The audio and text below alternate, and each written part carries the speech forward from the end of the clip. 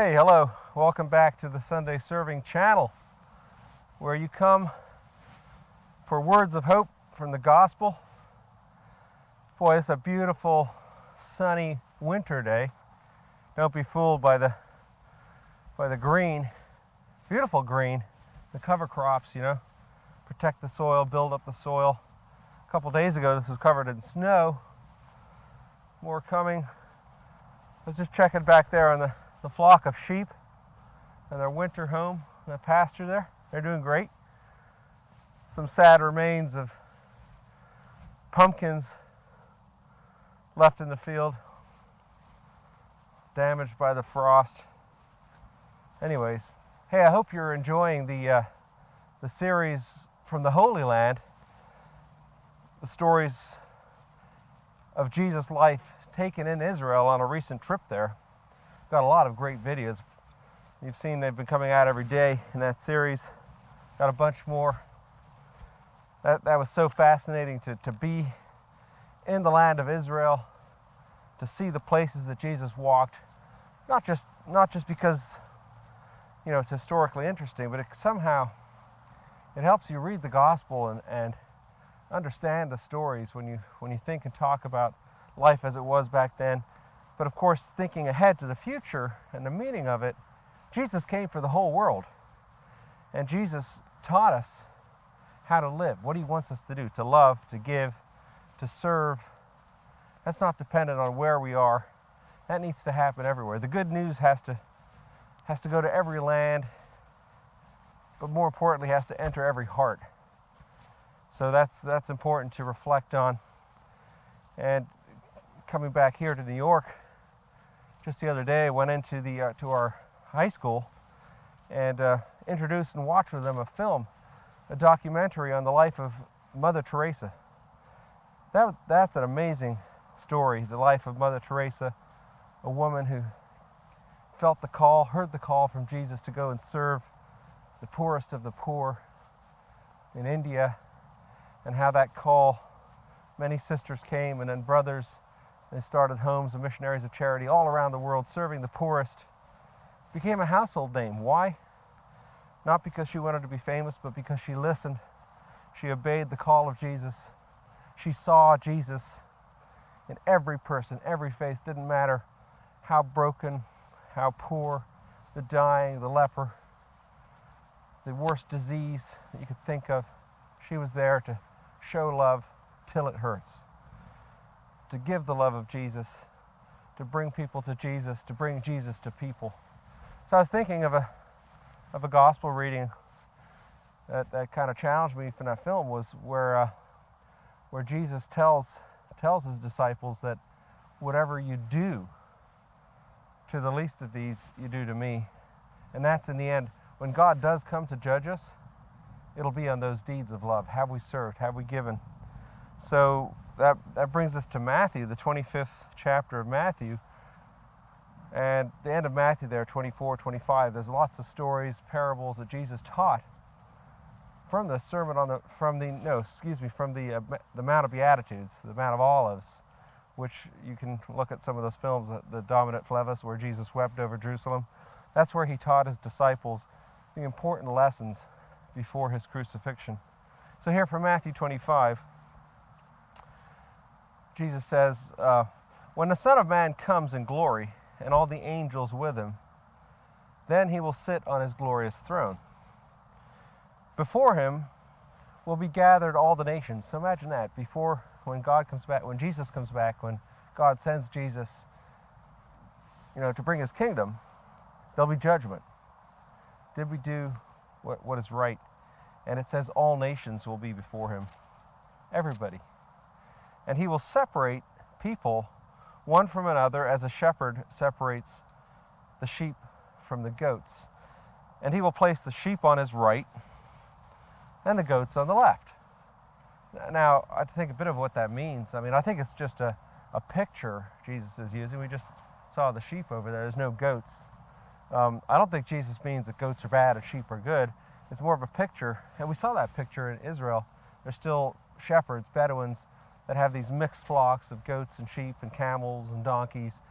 And I guess at certain times of year, like when they have to shear the sheep, they have to separate them. So I think Jesus is using that picture of separating sheep over here, goats over there. And of course, throughout the Bible, there's pictures of we, the people of God, being like sheep, and Jesus being the shepherd, the good shepherd.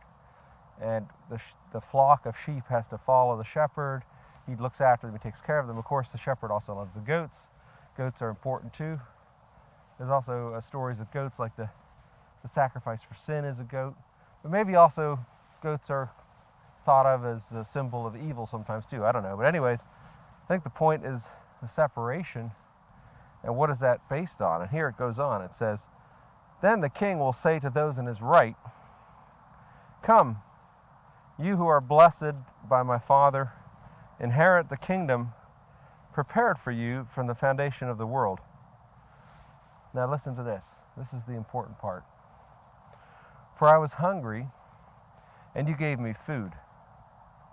I was thirsty, and you gave me drink. I was a stranger, and you welcomed me. I was naked, and you clothed me. I was sick, and you visited me. I was in prison, and you came to me." That's the basis of what God wants of us, what Jesus wants of us. That's what he's going to judge us on.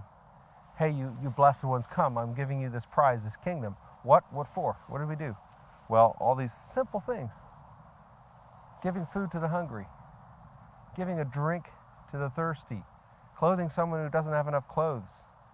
Visiting the sick without being fearful of if I'm going to get sick, no matter what the plague or the pandemic. Going into the prisons. How many of us do that? That's what's required here. And that's, like I was saying, that's what challenged me about the life of Mother Teresa. That's what she did. That's what she inspired others to do.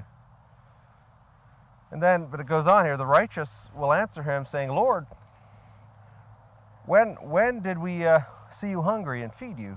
You know, if we would have seen that, of course we would have done that. "Or thirsty and give you a drink?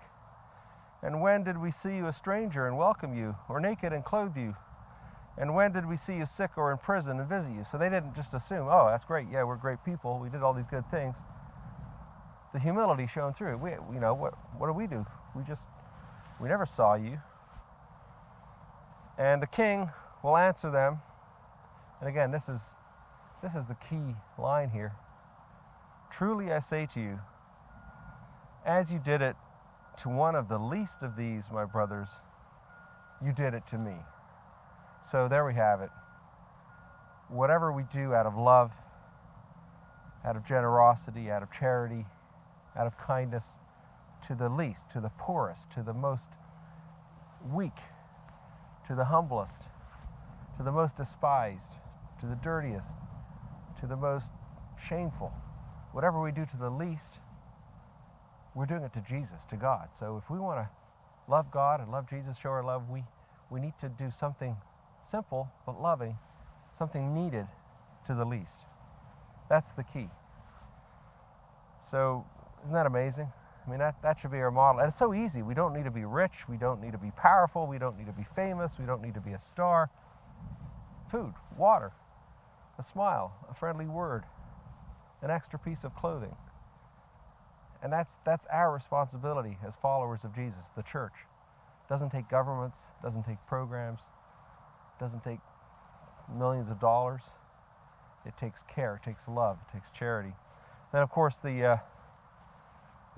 Jesus' teaching goes on, and this might be the scary part, but I think it's important too. It says, "Then he'll say to those on the left, 'Depart from me, you cursed, into the eternal fire, prepared for the devil and his angels.'" And he goes on. It says exactly the same words. "For I was hungry, and you didn't give me food. For I was thirsty, and you didn't give me a drink. For I was naked, and you didn't clothe me.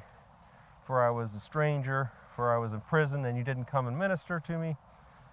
And then again, these people will say, "Well, truly, we didn't see you."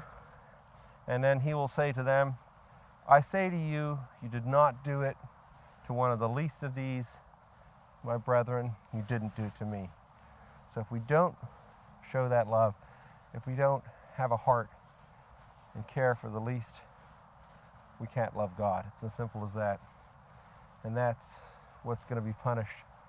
What's going to be rewarded is love, is charity, a big heart, simple things. So there we have it. It's really simple.